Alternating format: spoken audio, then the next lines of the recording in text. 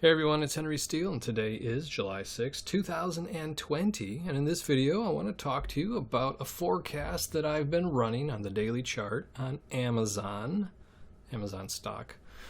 And I've been pushing it out about, I don't know, 3 months at a time here. I mean, I could push it out further, a year, 2 years, 10 years if I wanted to, but I just do about 3 months at a time. Then about every month or so I come back and adjust it to see how well it fits the price. In other words, all I'm really forecasting here is time and polarity, and I come back at the end of the month and adjust the position of the swings like you see here. But I've been doing it since the beginning of 2020, and I just wanted to show you where it's at right now and encourage you to follow along on your own.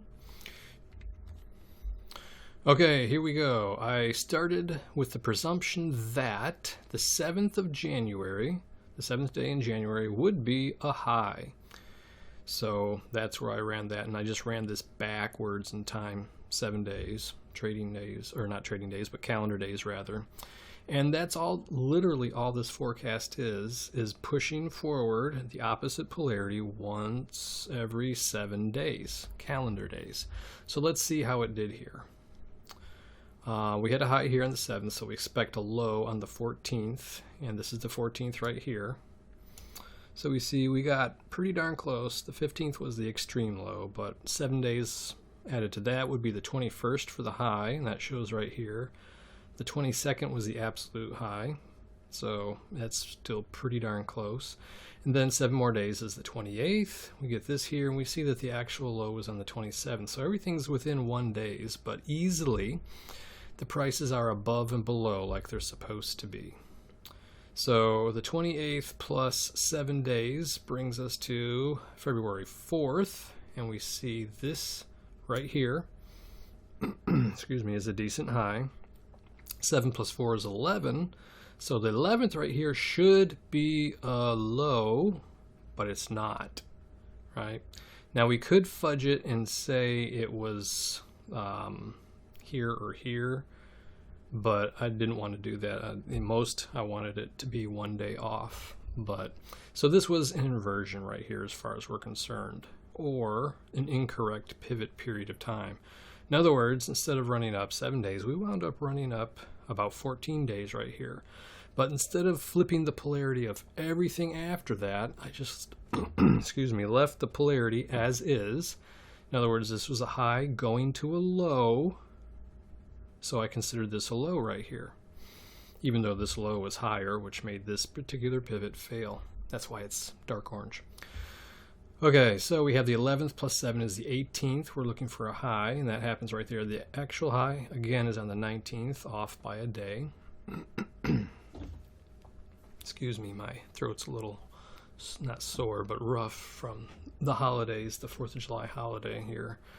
So the 18th plus 7, of course, is the 25th for a low. We get that right here. And then 7 added to that would be, let's see, we had 26, 27, 28, 29, because this is a leap year. So that makes March 3rd our, excuse me, my goodness, March 3rd is our high, as you can see right here, which makes the 10th the low, which is right here, even though we had a lower point right here on the 9th. So again, off by a day. There's even a lower point here on the 11th, but still that's decent right there. And then we add 7 to that, which gives us the 17th. Let's see, 3rd, 10, yep, 17th, that's right. So we get a high, excuse me, a high right there. And then the low comes in here on the 24th, right here, but the 24th is actually a lower high, so pushing it 1 day backwards, we get a low that is lower than this high right here, so it fits the parameters of what we're looking for. So this is still within, that's why it's not marked as an inversion or anything like that, or a bad pivot. It's still within our 1 day parameters, so I left it like that. But this is the actual day right here, and I used this day to continue forward. So 7 days on March 24th is March 31st, which brings us to a high right here. And then a low on April 7th. This is the 7th right here, but the 6th The 7th was not low enough. The 6th, the day before, was low enough, so that was an acceptable pivot right there. Counting the 7th as a low gives us the 14th as a high, which is right here, and we actually have a higher point on the 15th and a higher point on the 16th, which would be better to look at, but mathematically we're just doing the 7s, and this was acceptable, so I didn't push it forward at all, because the 21st here, which was supposed to be a low, was slightly lower, although it really should have been up here probably. But anyway, continuing. 7 on to 21 is the 28th for a high. That works right there, even though the 27th is a little nicer. And then we have May 5th for a low right here.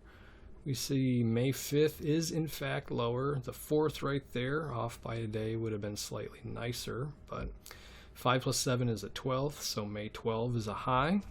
That works. May 19th is the low, and the 18th works right there. See, the 19th does not work. The 18th works there, so off by a day right there, but it fits, so it was not a bad pivot as far as I was concerned for the testing purposes. So the 19th plus 7 is the 26th for a high. That works, even though we probably should have. No, that's way off there. Probably shouldn't have. So 26 works perfectly. And then, let's see, May is 5 days, so June 2nd would be the low. And that works right there. It's basically a sideways move for all intents and purposes. Even though the market did move down, it's still qualified. So 7 plus 2 is 9. The 9th is a high, even though the 10th was the perfect high. And then the 16th is the low. That works out right there, even though, of course, the 15th looks better. And then we're looking at, let's see, 7 on there is the 23rd for a high, adding 7 to 16 right there, like that. We get a high. Adding 7 to that is the 30th for a low, last day of last month. That works, but we're off by a day for the absolute low, but it's still a nice significantly lower point in price. And then of course the 7th of July, which is tomorrow. So these going into the future here are the 14th of July for a low, the 21st of July for a high, and then the 28th of July for another low right there. But I do encourage you to run the forecast out, get a chart and run it out right now by 7s. Just add 7 days, 7 calendar days. So every Tuesday, expect a change in trend according to, on this Amazon stock. Expect it. Get our high coming in tomorrow, theoretically. Now 7 days is not going to work on every single market. It just won't. It does pretty darn well on Amazon though. That's why I chose this particular stock to do this test with.